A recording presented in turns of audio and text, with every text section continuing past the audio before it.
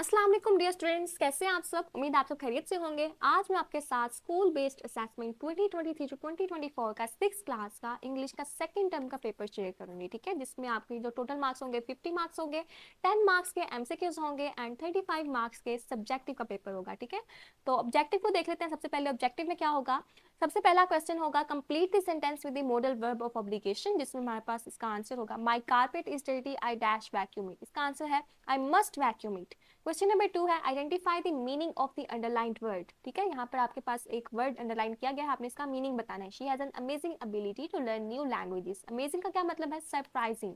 My books are dash the table, my books are on the table, ठीक है। Question number 4 है identify type of the following sentence. My life is a dream, तो यहाँ पर हमारे पास इसका आंसर होगा सी, मेटाफर।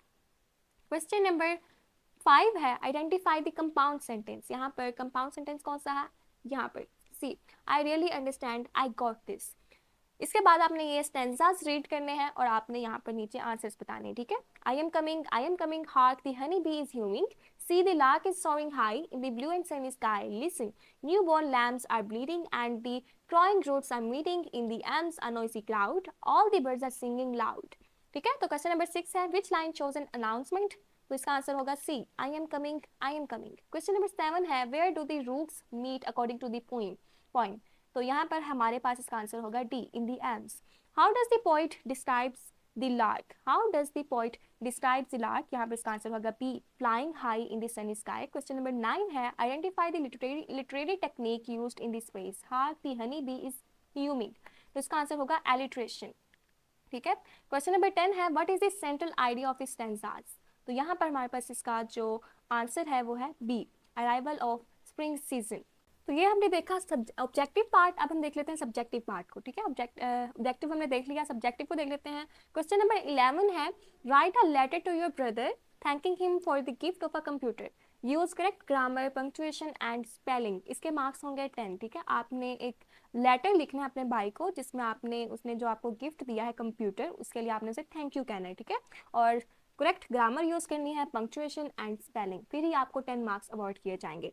उसके बाद क्वेश्चन नंबर 12 है री right the paragraph after correcting the mistakes, use correct grammar punctuation and spelling. इसके भी आपके मार्क्स होंगे 10। यहाँ पर आपको एक पैराग्राफ प्रोवाइडेड है जिसमें आपने मिस्टेक्स वगैरह को करेक्ट करना है, ठीक है। और पैराग्राफ को दोबारा से लिखना है। यहाँ पर देखिए हमारे पास जो पैराग्राफ है, it was raining so heavily, यहाँ पर ये सेंटेंस कंप्लीट होगा, यहाँ पर आ जाएगा full stop. Ayesha were reading story book sitting in the window, यहाँ पर देखिए हमारे पास जो आयशा है, यहाँ पर क्योंकि सेंटेंस का स्टार्ट हो रहा है तो ये आयशा का ए कैपिटल आएगा, वर्ड रीडिंग नहीं आएगा। आयशा सिंगुलर हमारे पास जो नाउन है, ठीक है। तो यहाँ पर वर्ड की जगह पर क्या आएगा, was, was reading story book sitting in the window enjoying the weather.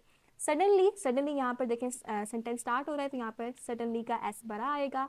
She heard a sound outside her house, she went, she यहाँ पर एस बड़ा आएगा। She went outside of the house, house के स्पेलिंग यहाँ पर गलत है, house के स्पेलिंग क्या होते हैं, HOUSE, house. And saw a cat under a tree, she picked up the cat and hugged, hugged यहाँ पर हग्ड के स्पेलिंग होंगे HUGGED, ठीक है, हग्ड इट, हग्ड इट। यहाँ पर फुल स्टॉप आएगा। She took it to her room and gave the cat, ठीक है, गेव द कैट। क्योंकि यहाँ पर हम पास्ट की बात कर रहे हैं तो गिव नहीं आएगा, गेव आएगा। Gave the cat some food to eat, ठीक है। तो ये हमने इसकी मिस्टेक्स वगैरह को करेक्ट कर लिया है। यहाँ पर मैं आपको इसका सोल्यूशन भी दिखाऊंगी, वहां से आप इसको ज़्यादा अच्छे से देख सकते हैं, ठीक है। क्वेश्चन नंबर 13 है listening speaking and reading questions. Listening and speaking में आपसे ये कुछ यहाँ पर पिक्चर्स शो की जाएंगी और आपसे पूछा जाएगा कि पिक्चर्स में जो काम हो रहा है इसको आपने एक्सप्लेन करना है, ठीक है। रीडिंग क्वेश्चंस में आपसे एक पैराग्राफ रीड करवाया जाएगा, आपने उसको फ्लुएंटली रीड करना है, उसके मार्क्स होंगे 5, ठीक है। उसमें आपकी कोई मिस्टेक नहीं होनी चाहिए। 1 मिनट का टाइम दिया जाएगा आपको और आपने उस 1 मिनट में उस पैराग्राफ को रीड करना है और वो भी कोई मिस्टेक के बगैर, ठीक है। तभी आपको 5 मार्क्स अवॉर्ड किए जाएंगे। और लिसनिंग एंड स्पीकिंग जो है इसमें आपने ये पिक्चर्स देके बताना है कि पिक्चर्स में जो काम हो रहा है वो क्या हो रहा है, ठीक है। आपसे टीचर्स क्वेश्चन पूछेंगे और आपने उसको आंसर करना है। ओके तो अब अगर हम इसके सब्जेक्टिव के सोल्यूशन को देखें तो यहाँ पर देखें हमारे पास जो क्वेश्चन नंबर 11 है जो कि लेटर है, इसमें आपने कुछ इस तरह से इसको सॉल्व करना है। यहाँ पर ये उसका पूरा आपको एक सैम्पल दिखा दिया गया है, ठीक है। सबसे पहले आपने जो लेफ्ट साइड होगी वहाँ पर आपने लिखना है बिल्कुल लेफ्ट साइड पर एग्जामिनेशन हॉल, सिटी, ABC, फरवरी 2023। यहाँ पर आप अपनी मर्जी की डेट लिख सकते हैं। My dear brother, hope you and all your family members are fine at home.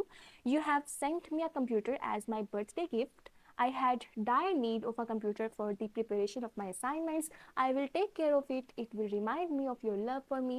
Please convey my salam and gratitude to all at home. Your loving sister XYZ। बिल्कुल आपने इसी तरह से इसको सॉल्व करना है, ठीक है।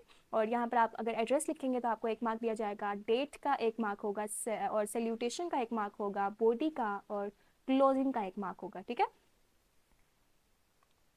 उसके बाद हम देख लेते हैं क्वेश्चन नंबर 12 को, ठीक है। क्वेश्चन नंबर 12 को देख लेते हैं। क्वेश्चन नंबर 12 क्या था हमारे पास, हमने पैराग्राफ की जो उसके अंदर मिस्टेक्स थी हमने उसको करेक्ट करना था। यहाँ पर देखें उसकी मिस्टेक्स करेक्ट कर दी गई हैं। यहाँ पर रेनिंग, उसकी स्पेलिंग को ठीक कर दिया गया है। आयशा का यहाँ पर ए बड़ा है। Ayesha was reading story book sitting in the window enjoying the weather, यहाँ पर हमारे पास सडनली का एस भी बड़ा है, ठीक है।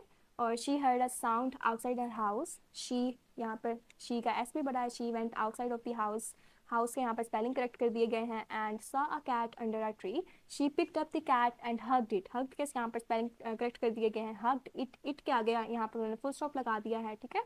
And she took it to her room and gave the cat, gave यहाँ पर देखें क्योंकि यहाँ पर पास था, यहाँ पर इस गिव नहीं आएगा, गेव आएगा। Gave the cat some food to eat, ठीक है। यहाँ पर हर मिस्टेक का 1 मार्क होगा, जितनी मिस्टेक्स आप करेक्ट करेंगे उतने आपको मार्क्स दिए जाएंगे, ओके। उसके बाद हम क्वेश्चन नंबर 13 को देख लेते हैं। क्वेश्चन नंबर 13 को, जिसमें लिसनिंग एंड स्पीकिंग में आपसे पूछा जाएगा, जैसे यहाँ पर आपको तस्वीरें दिखाई गई हैं, ठीक है। तो पहला क्वेश्चन पूछा जाएगा what is happening in the picture, picture 1 में क्या हो रहा है। यहाँ पर देखें पिक्चर 1 में क्या हो रहा है, तो आप आंसर बताएंगे। The boy is getting up.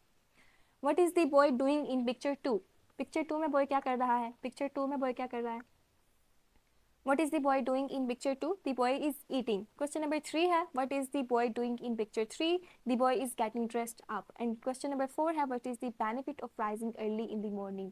सुबह सुबह उठने के क्या फायदे हैं? It keeps us healthy. ठीक है। उसके बाद आपको एक पैराग्राफ शो किया जाएगा, ठीक है। आपने उसको फ्लुएंटली रीड करना है। यहाँ पर ये हमारे पास पैराग्राफ है। A watch is a very useful thing which has 2 hands. The small hand tells us hours, whereas the big hand tells us minutes. Some watches have a third hand that tells seconds.